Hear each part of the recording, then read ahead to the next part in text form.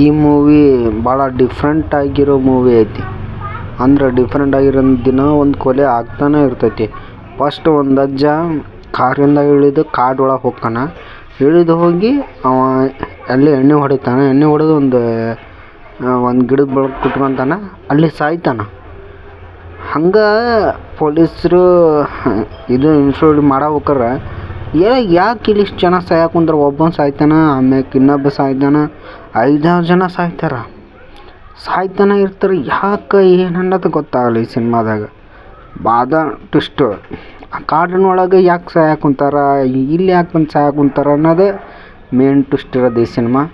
ಆಮ್ಯಾಕ ಮಲಯಾಳದಾಗ full interesting ಅಂದ ಸಿನಿಮಾನ full interesting ಐತಿ. ಮುಗಿಯೋ ಮಟನ ಯಾಕೆ ಕೊಲೆಗಳು ಯಾಕೆ ಆಗುಂತವು, ಕಾರಣ ಏನು ಅನ್ನೋದು ಕ್ಲೈಮ್ಯಾಕ್ಸ್ ಮಾತ್ರ ಬರೋಬ್ಬರಿ ಇಟ್ಟಾನ. ಫಸ್ಟಾಗಿ ಸ್ಟಾರ್ಟ್ ಆಗಿದ್ದಾಗಿಂದ ಮುಗಿಯೋ ಮಟನೇ ಬರೀ ಕ್ಲೈಮ್ಯಾಕ್ಸಿಂದ ಈ ಥರ ಇರುವಾಗ ಕ್ಲೈಮ್ಯಾಕ್ಸ್ ಯಾವ ಥರ ಆಕೈತಿ ಅನ್ನೋದೇ ಮೇನ್ ಸಿಚುವೇಶನ್ ಇಟ್ಟಾನ. ಸಿನಿಮಾದಾಗ ಒಂದು ಮೇನ್ ಟ್ವಿಸ್ಟ್, ಒಂದು ಹುಡುಗಿ ಟ್ವಿಸ್ಟ್ ಐತಿ. ಆ ಹುಡುಗಿದು ಯಾಕೆ ಆಕೆನ ಮಾಡ್ತಾ ಇದ್ದಾಳೋ ಅನ್ನೋದು ಈ ಸಿನಿಮಾದ ಉದ್ದೇಶ.